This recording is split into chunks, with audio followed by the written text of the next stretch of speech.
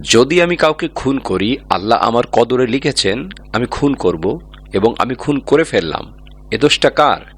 এ দোষ তো আল্লাহর। তাহলে আমার কেন বিচার হবে? কেন আমাকে জবাব দিতে হবে?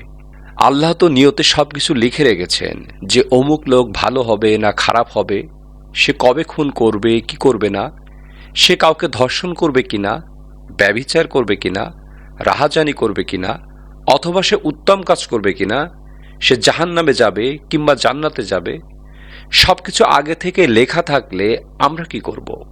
এখানে কার দোষ? এটা খুবই লজিক্যাল প্রশ্ন। এ প্রশ্নের জবাবে আমি বলবো, আমাদেরকে কদর বা নিয়তি আগে বুঝতে হবে। আল্লাহ তাআলা আগে থেকেই লিখে রেখেছেন একটা মানুষ কখন জন্মাবে এবং সে কোন দেশে জন্মাবে, কবে মারা যাবে, কোন দেশে মারা যাবে।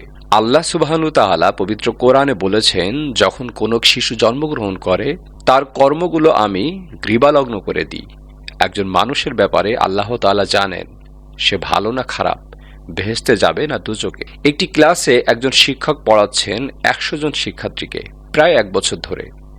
আর পরীক্ষা শুরুর আগে টিচার অনুমান করলেন যে এই ছাত্রটা এইবার পরীক্ষায় ফার্স্ট হবে এবং এই ছাত্র পাবে সেকেন্ড ক্লাস এবং ওই ছাত্রটি ফেল করবে। এটা আমি উদাহরণ হিসাবেই বলছি। এর কিছুদিন পরে পরীক্ষা হয়ে গেল।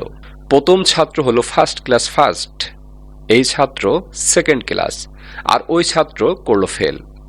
এখন যদি আমি প্রশ্ন করি যে ছাত্র ফেল করেছে, সে কি টিচারকে বলবে আপনি বলেছিলেন যে আমি ফেল করব, তাই আমি ফেল করেছি? এই দোষটি কার? টিচারের না ছাত্রের? কার দোষ? অবশ্যই ছাত্রের। শিক্ষক অনুমান করেছে যে ওই ছাত্রটি ঠিকঠাক পড়াশোনা করে না, উদ্ভট ঘুরে বেড়ায়, পড়াশোনায় অমনোযোগী, সঠিক ক্লাসে আসে না, সিনেমা দেখে বেড়ায়, এজন্য সে ফেল করেছে।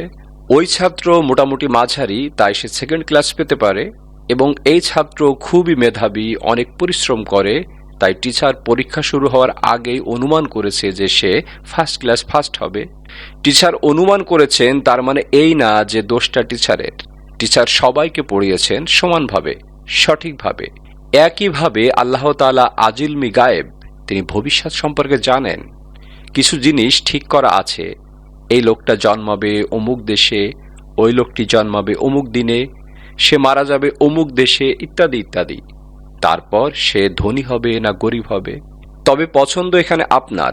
যেমন ধরেন এসএসসি পরীক্ষা পাশের পর অপশন আপনার হয়তো ইঞ্জিনিয়ার বা ডাক্তার হবেন বা একজন আইনজীবী। এখানে পছন্দ আপনার, ঠিক করলেন আপনি হবেন ইঞ্জিনিয়ার। এখন আল্লাহ এটা আগে থেকে জানেন যে এসএসসি পাশ করার পর আপনি ইঞ্জিনিয়ার হওয়ার চেষ্টা করবেন, তাই আল্লাহ তাআলা আগে থেকেই লিখে রেখেছেন। ব্যাপারটা এমন না যে আল্লাহ তাআলা লিখে রেখেছেন বলেই আপনি বেছে নিচ্ছেন। এটা আপনি বেছে নেবেন, তাই আল্লাহ তাআলা লিখে রেখেছেন। এখানে পছন্দ আপনার, তবে আল্লাহ আপনার পছন্দ জানেন।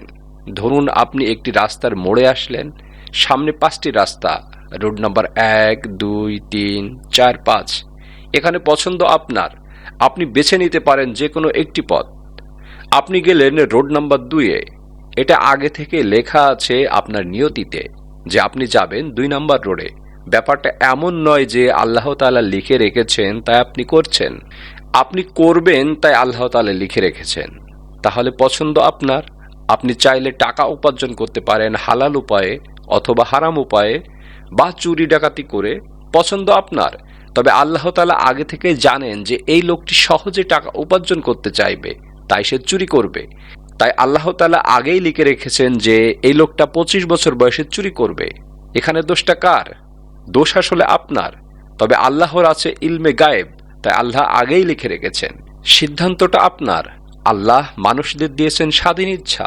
আপনি আল্লাহ তাআলাকে দোষ দিতে পারবেন না আপনার পাপের জন্য।